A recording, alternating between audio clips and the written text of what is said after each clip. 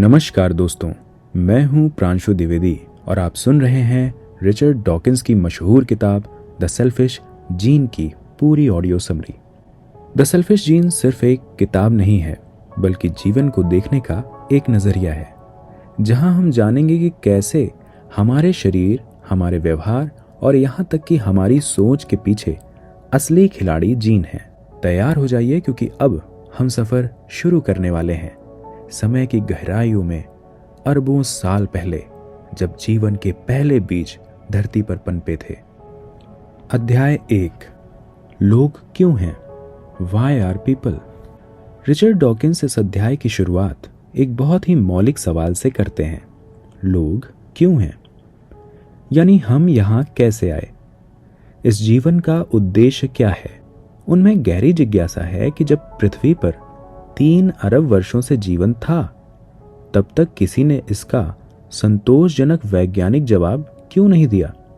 Dawkins बताते हैं कि यह जवाब हमें चार्ल्स डार्विन से मिला। उन्होंने प्राकृतिक चयन के सिद्धांत के जरिए हमें यह समझाने में मदद की कि हम किस लिए और कैसे अस्तित्व में आए। डार्विन से पहले जिज्ञासा होती थी, पर वैज्ञानिक विवेचना नहीं थी। इसलिए उस समय के दर्शन या धार्मिक उत्तर बेकार थे। 1859 में डार्विन की पुस्तक on the origin of species ने जीवन की अस्तित्व को समझकर वैज्ञानिक धरातल पर खड़ा किया। डॉकिंस आगे बढ़कर यह बताते हैं, अक्सर हम इंसान जीन के द्वारा बनाए गए जिंदा मशीनें हैं। ये मशीनें जीन को जीवित रखने और दोहराने के लिए कार्य करती हैं। मतलब यहाँ जीवन एक माध्यम है, मूल इकाई नहीं। या यूं कहें, हमारे शरीर, हमारी इकाइयां वो साजो सामान हैं जिसके जरिए जीन अपने अस्तित्व को लंबा खींचता है। यानी हम जीन की सर्वाइवल मशीन्स हैं। डॉकिंस सेल्फिश और परोपकारी व्यवहार को मनोवैज्ञानिक दृष्टिकोण से नहीं, बल्कि परिणाम के आधार पर देखते हैं। परोपकारी व्यवहार, किसी दूसरे जीव की भलाई करना, अपने जीवित रहने की संभावनाओं को कम करके। स्वार्थी व्यवहार, खुद की भलाई सबसे पहले करना, दूसरों की कीमत पर। और सबसे बड़ा बिंदु कि प्रकृति में दिखाई देने वाले कई परोपकारी कार्य वास्तव में जीन की रणनीति होते हैं, जो अंततः अपने अस्तित्व की संभावना बढ़ाते हैं। यानी स्वार्थी, स्वार्थ में ढकेले गए परोपकार। अक्सर लोगों ने यह सोचा कि जीव कुछ परिवार या समूह के लिए बलिदान करते हैं, यानी समूह के हित के लिए वर्तन। लेकिन डॉकिंस कहते हैं कि यह गलत है। वास्तविक इकाई विकास में प्रजाति या समूह नहीं, बल्कि जीन होते हैं। उनके अनुसार समूह पर आधारित चयन, यानी ग्रुप सिलेक्शन का सिद्धांत, जैसे कि वनी एडवर्ड्स ने दावा किया था कि कुछ जंतु प्रजाति की रक्षा के लिए बलिदान करते हैं, ये बिल्कुल विषम और गैर विज्ञान संगत है। जीव समूह के जोर से नहीं, बल्कि अपने जीवन के रवैये से चलते हैं। डॉकिंस का तर्क साधारण है। जो जीन अधिक प्रभावी ढंग से खुद की कॉपी बनाते हैं, वह सफल होते हैं। और जीन का लक्ष्य सिर्फ यह है कि वह जीवित रहे और बार बार दोहराया जाए। इस उद्देश्य को पूरा करने का सर्वोत्तम तरीका कभी कभी दूसरों की सहायता करना हो सकता है, लेकिन वह भी अंततः अपनी प्रजनन संभावना को बढ़ाता है। यह विचार बुनियादी रूप से जीन केंद्रित विकासवाद का आधार है, जहां जीन चालाक है और जीव बस इसकी मशीन। डॉकिंस चेतावनी देते हैं कि हम इंसानों को प्रजाति स्तर पर परोपकार का बहाना मानकर अलग नहीं कर सकते। हम भी इन जीन शासन वाले नियमों में बंधे हुए हैं। यदि हम उनसे अलग होते हैं, तो हम अन्य सभी जीवों में नियम की बाध्यता को तोड़ने वाला अपवाद हो जाते हैं। जीन सिर्फ अपनी स्थायी उपस्थिति की चिंता करते हैं। शरीर उनके सिर्फ एक वाहन है। इस रूपक से जीन की स्वार्थी रणनीति की प्रकृति समझना आसान हो जाता है। Chapter 2, the रेप्लिकेटर्स।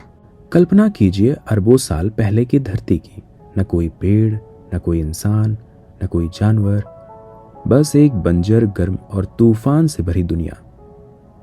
लेकिन इसी वीरान ग्रह पर एक बहुत बड़ा चमत्कार होने वाला था। जिंदगी का पहला कदम। डॉकिंस बताते हैं कि जिंदगी की शुरुआत किसी जादू से नहीं हुई, बल्कि एक रासायनिक दुर्घटना से हुई। ये वो पल था जब पहला रेप्लिकेटर अस्तित्व में आया। रेप्लिकेटर एक ऐसा अणु है जो अपनी सटीक कॉपी बना सके। शुरुआती पृथ्वी पर समुद्र में लाखों करोड़ों तरह के रासायनिक अणु थे। एक दिन एक अणु ने गलती से अपनी कॉपी बनाने की क्षमता हासिल कर ली। यही था पहला रेप्लिकेटर, जिंदगी का असली पूर्वज। अगर आप वंश का पेड़ देखें तो हर जीव, पौधे से लेकर इंसान का परिवार, इस पहले रेप्लिकेटर से जुड़ा हुआ है। डीएनए जो आज हमारी जेनेटिक जानकारी रखता है, असल में उसी पहले रेप्लिकेटर का विकसित रूप है। रेप्लिकेटर की कॉपियां बिल्कुल परफेक्ट नहीं होती। कभी कभी कॉपी में छोटी गलती हो जाती है। ये गलती कभी नुकसानदेह होती है, कभी फायदेमंद। जो कॉपी माहौल में ज्यादा टिकती है, वह आगे भी कॉपी बनाती रहती है। यही प्रक्रिया धीरे धीरे नेचुरल सिलेक्शन का आधार बनी। वैज्ञानिक मानते हैं कि जीवन की शुरुआत प्राइमोर्डियल सूप से हुई, एक समुद्र जिसमें मीथेन, अमोनिया, पानी और तरह तरह के अणु थे। बिजली की चमक, ज्वालामुखी की गर्मी और यूवी किरणों ने इन अणुओं को मिलाकर जटिल संरचनाएं बनाई। एक समय बाद इनमें से कुछ अणुओं ने सेल्फ रेप्लिकेशन शुरू कर दिया। डॉकिंस एक शानदार विचार पेश करते हैं। शुरुआती रेप्लिकेटर समुद्र में खुले तैरते थे, लेकिन समय के साथ उन्होंने खुद को सर्वाइवल मशीन में बंद करना शुरू किया। सर्वाइवल मशीन एक ऐसा ढांचा जो रेप्लिकेटर को बचाए और उसे ज्यादा कॉपी करने में मदद करे। आज हमारे शरीर, दिमाग, इंद्रियां असल में डीएनए के लिए बनाई गई सर्वाइवल मशीनें हैं। आज का रेप्लिकेटर डीएनए है, जो 4 base A, T, C, G के कोड में जानकारी रखता है। डीएनए की खासियत है कि यह अरबों कॉपियों तक अपना पैटर्न संरक्षित रख सकता है। डीएनए खुद को आरएनए के जरिए कॉपी करता है और यह जानकारी प्रोटीन बनाने के लिए प्रयोग होती है। डॉकिंस बताते हैं कि शुरुआती प्रतिस्पर्धा में डीएनए जैसे अणु ने इसलिए जीत हासिल की क्योंकि इसकी कॉपी में कम गलतियां होती थीं और यह खुद को प्रोटीन और अन्य संरचनाओं से सुरक्षित कर सकता था। जब रेप्लिकेटर ने खुद को सेल्स के अंदर सुरक्षित कर लिया, तब मेटाबॉलिज्म का जन्म हुआ। एनर्जी स्टोरेज और ट्रांसपोर्ट सिस्टम बने। मल्टी सेलुलर ऑर्गेनिज्म की दिशा में कदम बढ़ा। Chapter 3, the immortal coils. सोचिए, एक ऐसा खजाना जो अरबों साल से सुरक्षित है, एक ऐसा पैकेट जिसमें जिंदगी का असली फॉर्मूला लिखा है, जो हर जीव के जन्म से पहले उसके शरीर का नक्शा बना देती है। और हैरानी की बात है, ये फॉर्मूला हमारे पैदा होने के बाद भी अरबों साल तक जिंदा रह सकता है। मैं बात कर रहा हूँ डीएनए की, यानी इमॉर्टल कॉइल्स। डॉकिंस इस चैप्टर में बताते हैं कि डीएनए जीवन का सबसे बड़ा स्टोरेज डिवाइस है। यह रेसिपी बुक है जो तय करती है कि एक जीव कैसा दिखेगा, कैसा काम करेगा और उसकी अगली पीढ़ी में क्या जाएगा। डीएनए को हम कॉइल कहते हैं क्योंकि ये लंबी हेलिक्स के रूप में लिपटा होता है। यह हमारी कोशिकाओं के क्रोमोसोम के अंदर सुरक्षित रहता है। इसकी खास बात यह है कि यह अरबों साल तक अपना मैसेज कॉपी करता आ रहा है, इसलिए इसे अमर कहा गया है। डॉकिंस कहते हैं कि कोई भी जीव, चाहे पेड़ हो, मछली हो, हम हो, अमर नहीं है। हम सब मरते हैं, लेकिन हमारे जीन, डीएनए के छोटे छोटे हिस्से ये कॉपी होकर अगली पीढ़ी में जाते हैं। यही असली अमरता है। मान लो कि आपके पास एक पेन ड्राइव है जिनमें एक गाना सेव है। पेन ड्राइव टूट सकती है, लेकिन अगर गाने की कॉपी बनाकर बार बार दूसरी ड्राइव में जाती रहे तो गाना अमर रहेगा। डीएनए 2 लंबी चेन से बना है जो आपस में डबल हेलिक्स के रूप में लिपटी होती हैं। हर चेन में न्यूक्लियोटाइड्स होते हैं, ATCG, ये 4 लेटर्स। इनका ऑर्डर ही जीवन का कोड है। A हमेशा T से जुड़ता है और C हमेशा G से, जैसे एक चाबी और उसका ताला। इस पेयरिंग के कारण डीएनए आसानी से अपनी कॉपी बना सकते हैं, जैसे फोटोकॉपी मशीन। डीएनए खुद को कॉपी करने में इतना माहिर है कि अरबों साल से वही प्रोसेस चलता आ रहा है। सेल डिवीजन के समय डीएनए खुलता है, हर स्ट्रैंड पर उसके कॉम्प्लीमेंट्री न्यूक्लियोटाइड जुड़ते हैं, नई चेन बन जाती है और 2 कोशिकाओं में बराबर बढ़ जाती है। डॉकिंस कहते हैं कि रेप्लिकेशन का ये प्रोसेस जीन सर्वाइवल के लिए है, ना कि जीव की अमरता के लिए। डीएनए खुद को सिर्फ कॉपी नहीं करता, बल्कि सुरक्षित भी रखता है कि गलत न्यूक्लियोटाइड जोड़ने पर उसे ठीक भी किया जा सकता है। इसे प्रूफ रीडिंग कहते हैं। इसी तरीके से रिपेयर मैकेनिज्म जैसे यूवी लाइट या केमिकल के डैमेज होने पर रिपेयर एंजाइम्स काम करते हैं, जो डीएनए में हो रही गलतियों को वापस से सुधार करते हैं। इसलिए एक ही जीन का एक वर्जन करोड़ों साल तक एक प्रजाति में जिंदा रह सकता है। डॉकिंस कहते हैं कि चयन यानी सिलेक्शन जीन का होता है, जीव तो सिर्फ उसका व्हीकल या वाहन है। अगर जीन अपने वाहन को इतना सक्षम बनाए कि वह सरवाइव और रिप्रोड्यूस कर सके, तो जीन खुद सरवाइव करेगा। जीन वही चुने जाते हैं जो अपने कॉपी मशीन को अच्छे से चलाते हैं।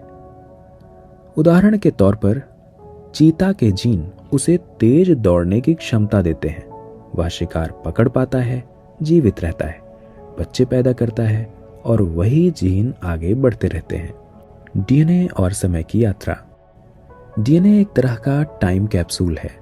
हमारे अंदर ऐसे जीन भी हो सकते हैं जो लाखों साल पहले के पूर्वज से आए हों। कुछ जीन बदलते हैं, लेकिन बहुत से जीन आज भी वैसे ही हैं जैसे डायनासोर के समय में थे। कॉपी करते समय कभी कभी गलती हो जाती है, यही म्यूटेशंस हैं। म्यूटेशंस हानिकारक भी हो सकते हैं, लाभदायक भी। यही बदलाव एवोल्यूशन का कच्चा माल है। डॉकिंस बताते हैं कि बिना म्यूटेशन के कोई नई प्रजाति नहीं बनती। जीन पूल किसी प्रजाति के सभी जीन का कुल संग्रह उसका जीन पूल कहलाता है। जीन पूल में अच्छे वेरिएंट सरवाइव करते हैं, कमजोर वेरिएंट खत्म हो जाते हैं। यह सर्वाइवल ऑफ द फिटेस्ट का जेनेटिक वर्जन है। डॉकिंस का मैसेज क्लियर है, जीव तो अस्थायी है, लेकिन डीएनए और उनमें मौजूदा जीन पीढ़ी दर पीढ़ी सरवाइव करते रहते हैं। डीएनए को इमॉर्टल कॉइल कहना इसलिए सही है क्योंकि इसका असली अस्तित्व कॉपी के रूप में कभी खत्म नहीं होता। यानी हम सिर्फ डीएनए के वाहक हैं, लेकिन डीएनए असल में हमारा निर्माता और उत्तराधिकारी दोनों है। Chapter 4 the gene machine.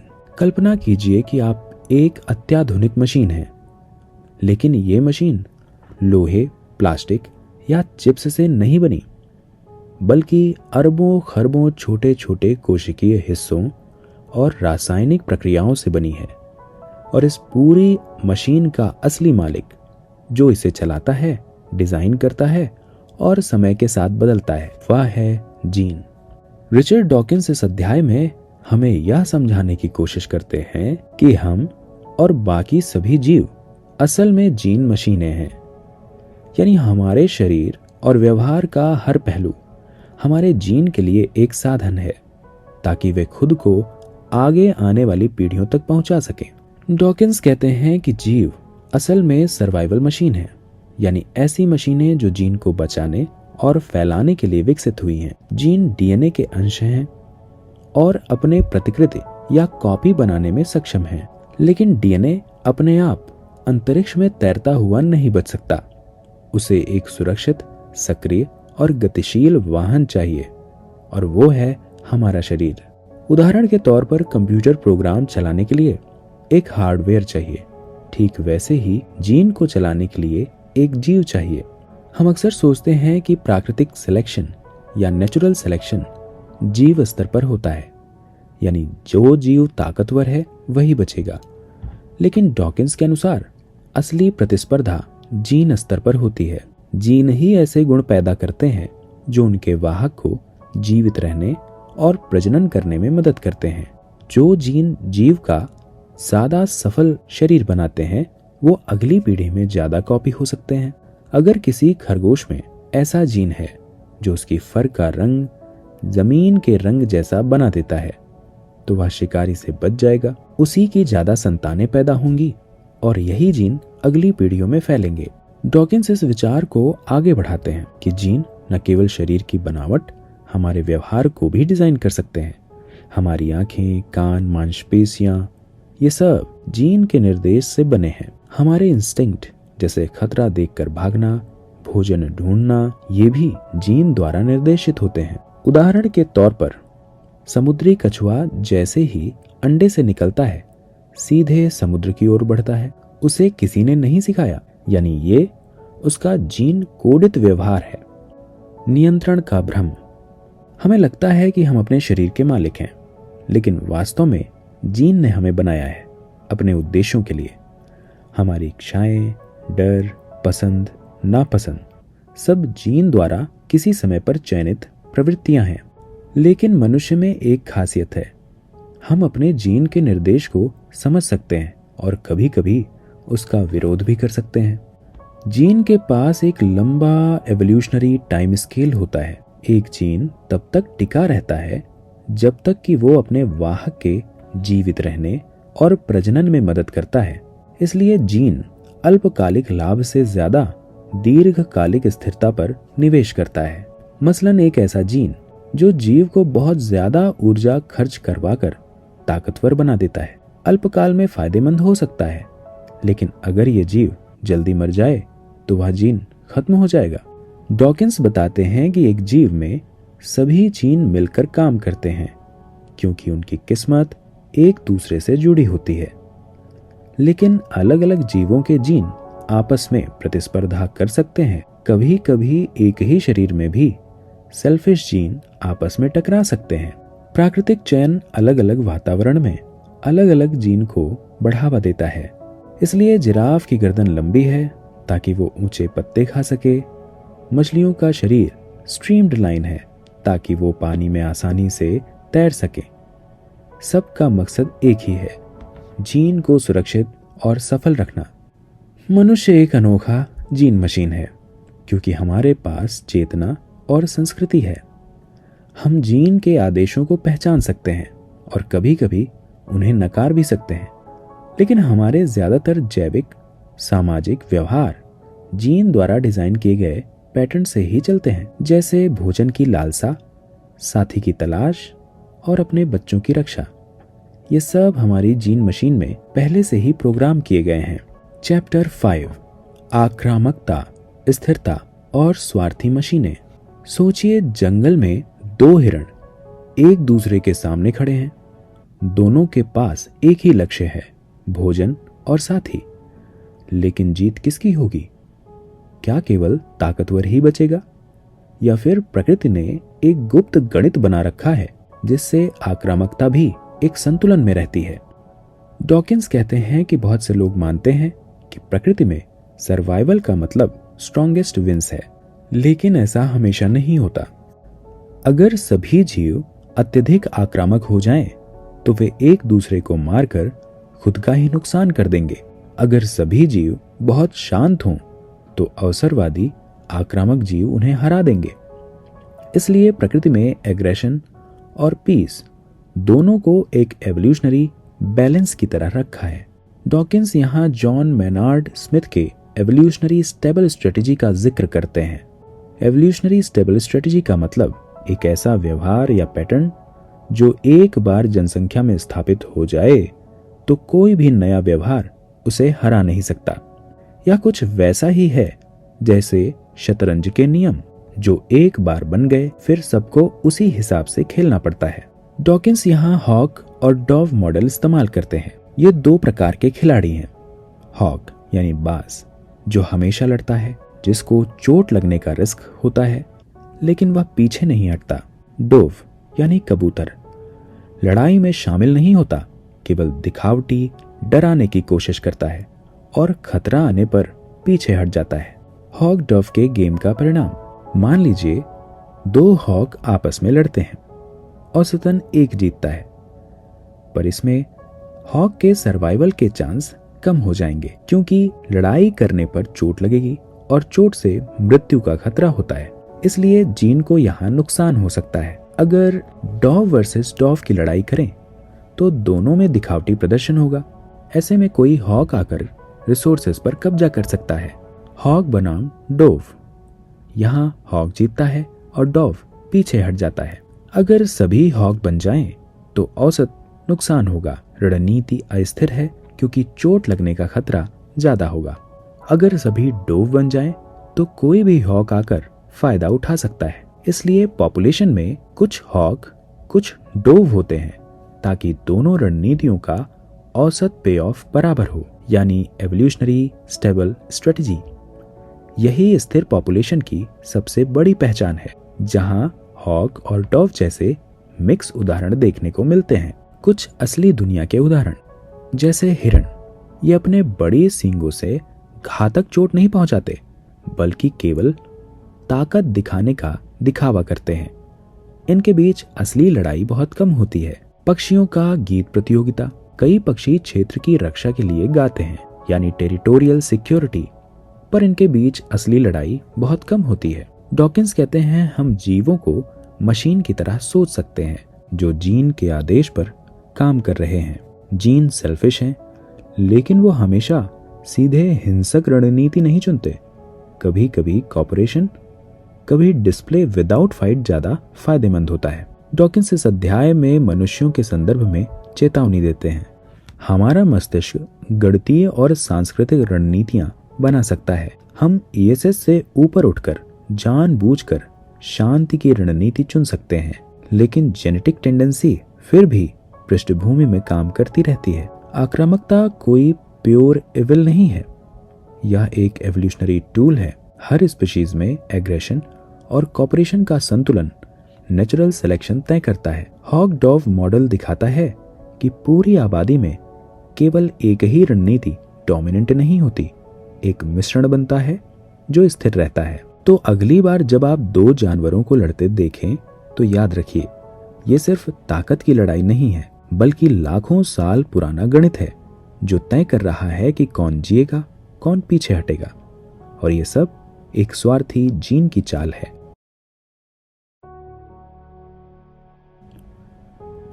तो दोस्तों, ये था सेल्फिश जीन का पहला हिस्सा, जिसमें हमने देखा कि जिंदगी का सफर एक छोटे से जीन से शुरू होकर कैसे अपने आप को बनाए रखने की लड़ाई लड़ता है। हमने समझा कि हर ऑर्गेनिज्म, चाहे वो टाइनीस्ट बैक्टीरिया हो या हम ह्यूमंस, अपने जीन्स के लिए एक सर्वाइवल मशीन होते हैं। लेकिन ये कहानी यहीं खत्म नहीं होती, क्योंकि अगले पार्ट में हम एक ऐसी सोच को समझेंगे जो एवोल्यूशन को और गहरा बना देती है। किन सिलेक्शन, मतलब हम सिर्फ क्या अपने लिए जीते हैं या परिवार के जीन्स के लिए भी? क्या हम वाकई परोपकारी होते हैं या ये भी हमारे जीन की एक गहरी चाल है? क्या हम अपने सगे संबंधियों को जब बचा रहे होते हैं तो क्या वाकई उन्हें ही बचाते हैं या फिर जीन हमें ऐसा करने पर मजबूर करते हैं? और भला इसमें जीन का क्या फायदा है? ये सारी बातें हम अगले भाग में डिस्कस करेंगे। मैं हूं प्रांशु द्विवेदी, आपसे विदा लेता हूं। अगले सफर में फिर से मुलाकात होगी।